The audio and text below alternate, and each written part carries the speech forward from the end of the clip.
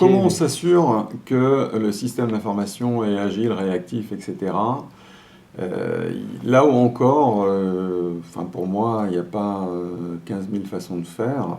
Il faut mettre en place dans le SI un certain nombre de briques, finalement, d'architecture et d'infrastructure qui permettront de donner de l'agilité au système d'information. Donc ça veut dire qu'on ne peut pas urbaniser un système d'information à zéro coût. C'est-à-dire que l'urbanisation, j'en suis persuadé, et l'architecture d'entreprise permet de réduire les coûts du système d'information en diminuant finalement l'hétérogénéité de ce SI. Par contre, ça coûte un peu d'argent d'urbaniser.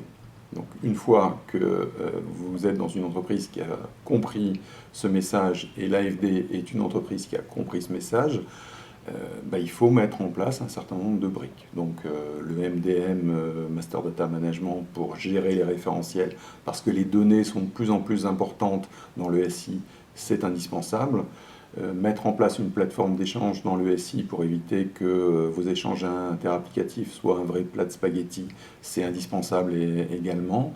Et il y a un certain nombre de briques comme ça qu'il vous faut positionner dans le SI. Une fois que vous avez toutes ces briques, il faut arriver à finalement mettre en place ces briques, non pas par des projets, le projet super top, génial, que va rêver l'informaticien qui est mettre en place du SOA dans une entreprise, c'est plutôt comment finalement je mets sous forme d'une poupée russe tous ces briques d'architecture dans un certain nombre de projets métiers. Il n'y a pas de secret, il faut mettre des indicateurs de pilotage comme dans n'importe quel processus d'entreprise.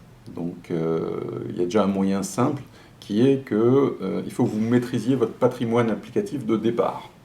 Donc il faut que finalement, ça tous les urbanistes qui m'écouteront, les architectes comprendront, il faut que vous ayez finalement dans un référentiel de cartographie, et l'AFD a choisi la solution Casewise finalement de cartographie, il faut que vous ayez finalement dans cet outil l'ensemble de votre système d'information sur la vision fonctionnelle, applicative, technique.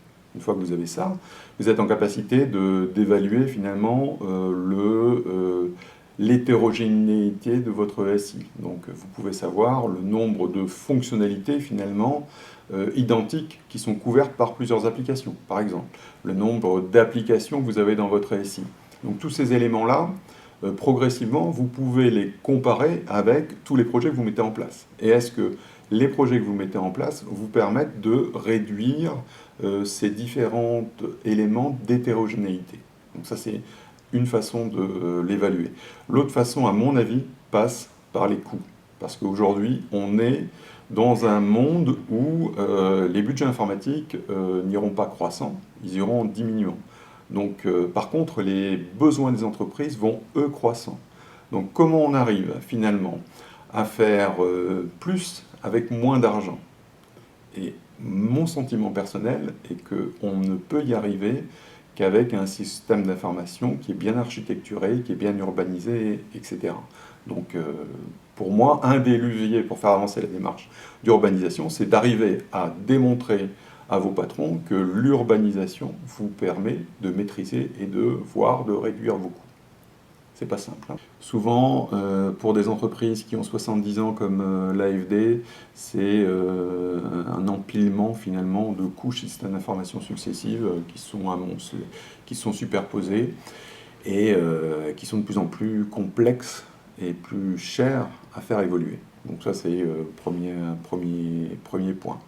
Il y a souvent aussi le manque de vision d'ensemble sur l'évolution du système d'information. C'est-à-dire qu'on va développer deux fois des choses qu'on aurait pu développer qu'une seule fois. Donc là encore, lorsque vous avez une vision finalement d'évolution de votre SI, vous arrivez mieux finalement à savoir si un projet, il faut que vous le lanciez ou pas.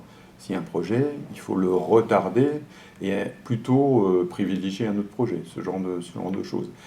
Et puis comme tout le monde, on a des utilisateurs qui de temps en temps, certainement pour de bonnes raisons, sous la pression d'un certain nombre soit de demandes réglementaires, parce qu'on est quand même également établissement financier, et l'AFD, comme d'autres établissements financiers, comme d'autres banques, se doit de mettre en place tout un tas de régulations, enfin d'éléments d'application qui sont issus de la régulation, que ce soit BAL 3, que ce soit le projet EMIR qui va bientôt arriver, tous ces sujets-là, il faut qu'on l'intègre dans notre SI. Et là encore, si on arrive à avoir un SI qui est correctement architecturé, urbanisé, etc., le poids de ce réglementaire et le coût de ce réglementaire sera moindre que si on a un SI qui ne l'est pas. On a parlé finalement du levier coût pour faire évoluer la démarche d'urbanisation. Il y a un autre levier qui est la maîtrise des risques. Puisque finalement, lorsque vous avez un SI qui est mieux architecturé avec une plateforme d'échange dans laquelle vous supervisez l'ensemble des flux d'informations, notamment des flux financiers qui transitent dans votre SI, tout ça contribue à maîtriser les risques finalement quelque part de votre SI. Donc petit à petit, l'AFD, comme plein de grandes banques du marché, comme d'autres instituts publics, est aujourd'hui dans une démarche finalement pour faire en sorte que son SI marche encore mieux que ce qui marche aujourd'hui et maîtrise encore mieux à l'avenir ces risques que ça ne peut l'être aujourd'hui, en sachant qu'en plus, au sein de l'AFD, comme dans un certain nombre d'établissements financiers, on a une structure qui s'appelle l'inspection générale et qui est là finalement pour nous aider à corriger des dysfonctionnements qui peuvent apparaître finalement dans notre système d'information.